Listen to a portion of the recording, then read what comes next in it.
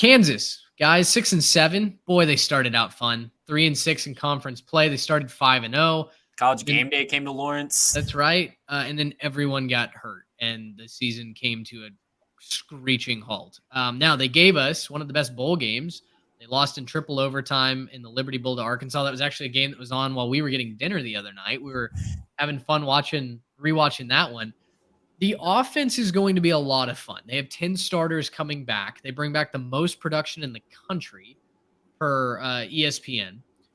And they average north of 438 yards and 36 points per game, which should be good for a winning record this year, right? If they can stay healthy, there's a chance.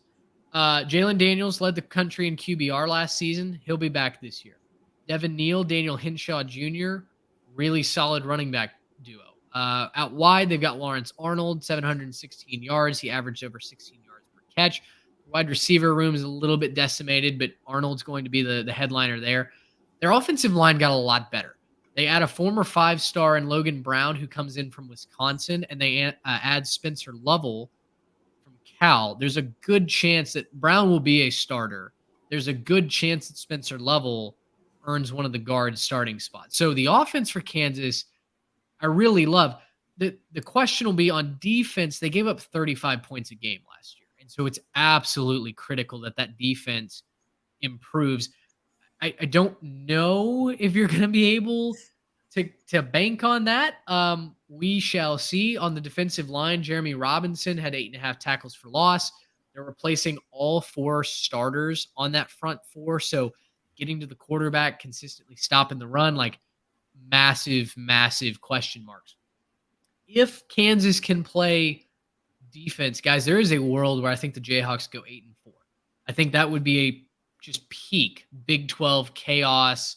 Kansas is upsetting teams left and right. Garrett, if you pull up their schedule for us, I don't see them sinking lower than 5-7, but realistically, I have them getting to 6-6. I think this is kind of a roller coaster year. For Kansas, there's not like a big winning streak that they go on. I think I basically have them alternating wins and losses like all season long. Yeah, and the schedule makers didn't really do them a ton of favors either. They get Oklahoma and Texas. Oklahoma is at home, but they also get Texas Tech and Kansas State, of course, in the Sunflower Showdown. So that's probably 4 of the top 5 in the Big 12 on most people's radars right there. And also throwing a road trip to Oklahoma State. So there's some really tough games mixed in here. And look, until we see the defense take a drastic step forward, we're going to have to consider them a really, really fun half team. And they can win a lot of games and get to a bowl game as a really, really fun half team. They did not get blown out other than the game against Texas last year. Even when they started falling to injuries, even when they started, Jason Bean had to play a lot as a backup quarterback, he filled in nicely. That offense is really, really just tailored to letting guys make plays and not really have to think about a lot.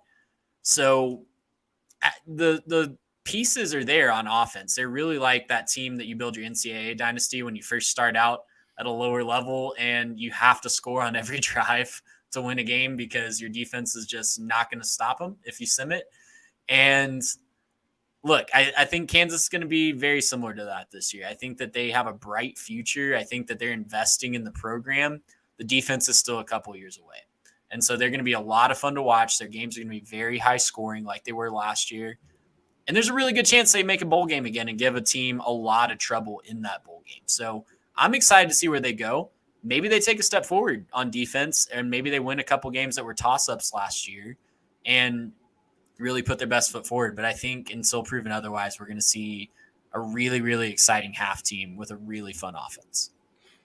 Guy, how much do you think this offense is just Jalen Daniels being that dude, right? I think they finished like 4th in the nation in passer rating last year, and that was massively on Jalen Daniels' shoulders. Like, how much do you think this is just him being that dude versus maybe Lance Leipold is, he's a good coach that's really bringing stuff along. Do you think this has staying power, like going forward for Kansas? Or do you think that this is maybe just hey, let's strike while the iron is hot.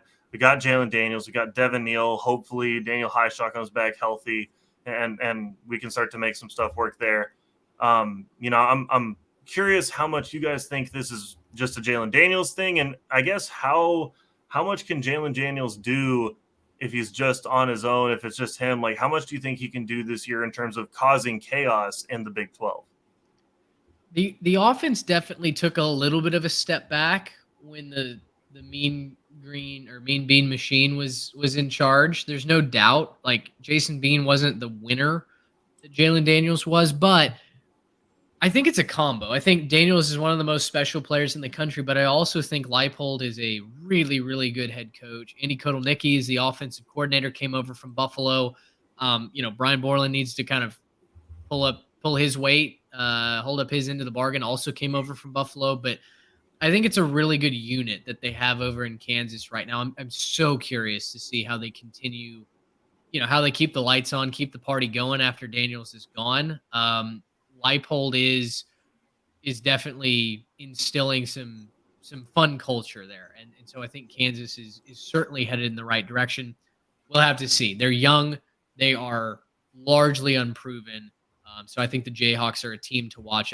I hope they keep building. I hope it's not, one step forward, 2 steps back, or 2 steps forward, 1 step back. Like, let's have some linear progress this year. Gracious, how about that?